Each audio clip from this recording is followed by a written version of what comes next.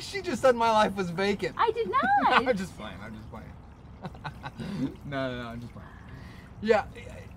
The joy of your world is your parents or the rest of your life, you know. But I mean, to live without my sister.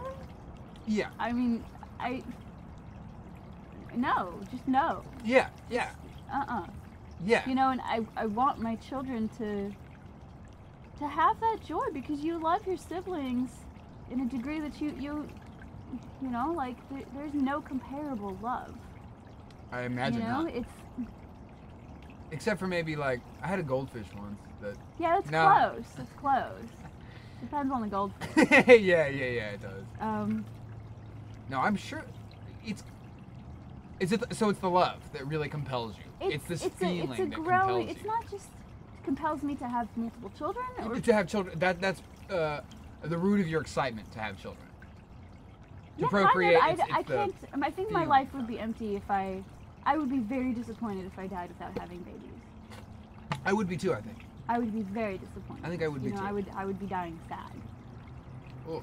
Which is awful, I know, but it's I've always, I mean, ever since I was little, I mean, I knew I was having kids. Whether or not I had a husband, irrelevant, I was having kids. You think that's pretty much every woman? No. Really? I think it's the majority of women. I think so too. But I think that the way that society raises women, especially in this spoiled society, like there's a lot of selfish behavior, a lot of individualistic, suit yourself first. I see. The kids get in the way. And so I think in that sort of way, it's like, well, I'll just have a dog. Yeah. And I think those women kind of have neglected the part of them that wants to procreate, that wants to love and care for this thing that will be completely dependent on them, that they create from their own flesh and blood, literally. Yeah. Yeah. Ugh.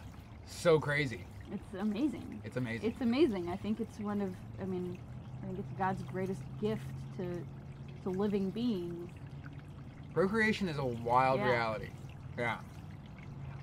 It's kind of interesting because I don't think about the feeling or the love when I think of the kids in the future.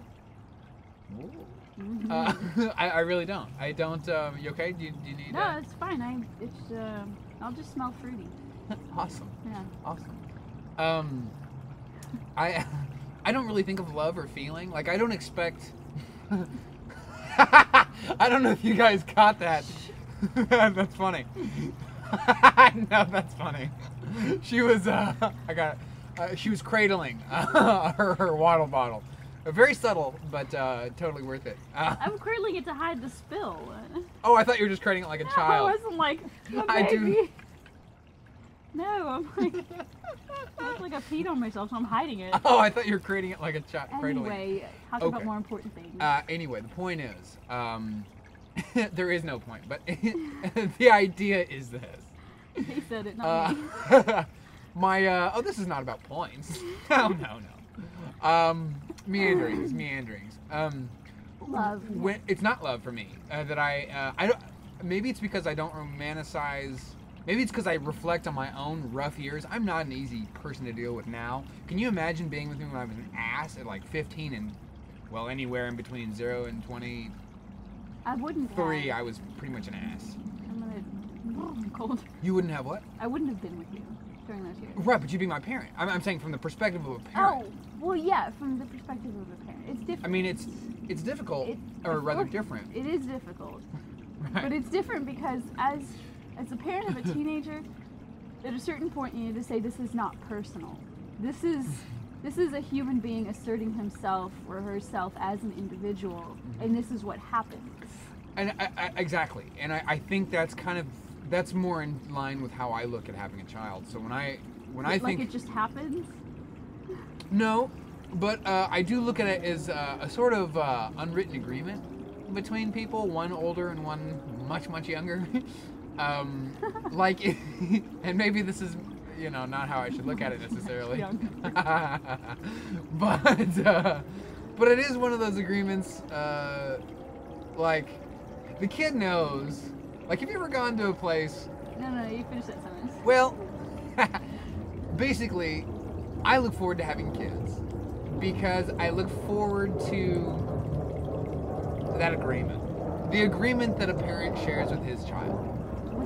Which that you take care of this thing and this thing It's like, not, no. take care of me? No, it's not like, it's basically the agreement, it's unspoken, and here's the agreement. I guess this is it. Speak the unspeakable. Hey kid, check this out. That's the agreement. And so, and the kid's like, and the kid, the kid's part of the agreement is exactly to be like, oh, really? so you're looking forward to actually raising a human. Exactly. That's it. I'm looking forward to like. I'm in trouble. Why? No, that's good. I'm not looking for feelings. I'm looking for. And I'm not in trouble. I'm looking for the sharing of an experience because it is an agreement, you know. Yeah, I mean, I guess. I mean, you know. If you agree. I hope if you'd agree to raise this child if you bring it into this world. That's a good fatherly. Yeah. You know. Well, to me, that's a given. Right. Yeah, but I don't know. I mean, there's more to it. Like, I think more than just the fact that you get to shape this brain. You know. Yeah. Is the fact that when those little arms hug you, it's gonna feel better than anything in your whole life. Just a bird, and I'm looking at that hole in you. Yes. But see, that's again back to feeling. Right. So and I think you'll feel that like part where you're like, oh, I'm really excited about the love part of this when you hold this little thing and you're like, wow, touching my own, child. I do think that is the part that, as a dad, will happen once the kid lands. Once it's there. Once the stork drops it off, I'll just be like, holy crap. Wouldn't that be nice?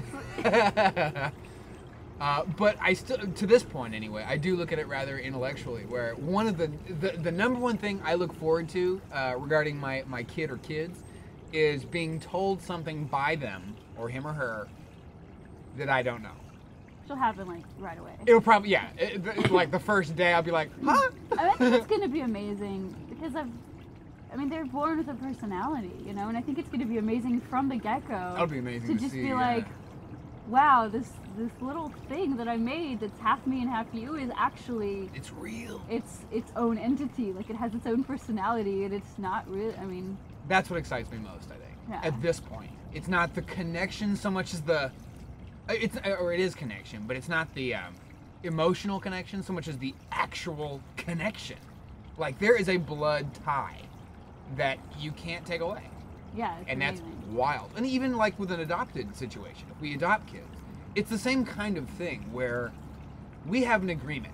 You're my kid. Yeah. Admittedly, I didn't ask you if you want to be a part of this. I signed for both of us. I brought you on to this point. Right. I forged your signature, but you're on it. And I think of this particularly when I see a kid in a situation that he or she would rather not be in, but is nonetheless in. The DMV. You go to the DMV and you see nobody wants to be right. there. No one wants to be there. Adults hate that place, but you see these little kids in there, and I'm really impressed with the kids who are just content, or they're fine, and they're like this. And the reason you're here is not because you have to get your car license renewed. No. You're here because your agreement to be with your folks. No. You didn't sign. We signed for you. It's an interesting way to look at it.